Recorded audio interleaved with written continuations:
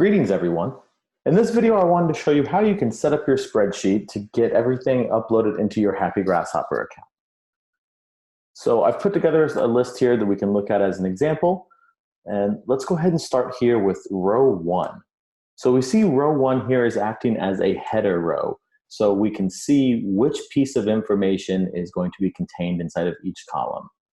This is important because when you choose to upload your list, you're going to be asked by the system to map the fields of your file. So you'll need to tell it where the first names are, where the last names are, and so on and so forth down the line. So the system will show you when you click on those things to do that mapping, you'll see the first row of this list. That's why it's important to have this header row here. Now, we do see that each piece of information that we want has its own column. First names, last names, phone number, email address, and then including our address will be broken down by the street address.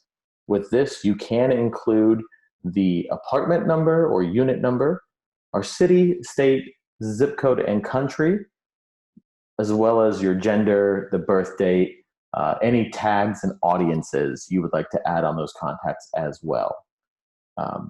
Now, what is important to note here is that this is not required information for every contact you upload. In fact, the only piece of required content is going to be this email address.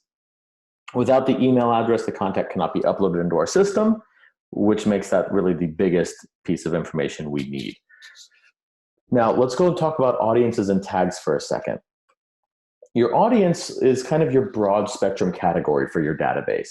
Someone fits into one of 3 categories. Either they're a sphere of influence, they're a past client, or they're a lead. So those are kind of the set audiences. There's no expanding those, taking away. Those are kind of set as what they are. Now your tags, those can be used to get quite a bit more specific about who the contacts are. The tags can be anything you want them to be. As long as it makes sense to you who each person is or what each tag says, that's the important part. And the other good thing about this upload process is if these tags don't exist in your account when you go to upload this list, the system will create them for you. Okay, the last piece I want to mention on this is when you go to save your file, we want to make sure to save the file format as comma separated values. Okay, and of course we want to name it something that we're going to recognize when we go to look for that file in the system later on. So again, make sure we're saved as a comma separated values because that is what the system is going to look for. When you go to save it, it is going to tell you that some features may not work or be saved properly. That's fine. It will still work exactly as it is intended. Go ahead and click continue. And now your file is saved.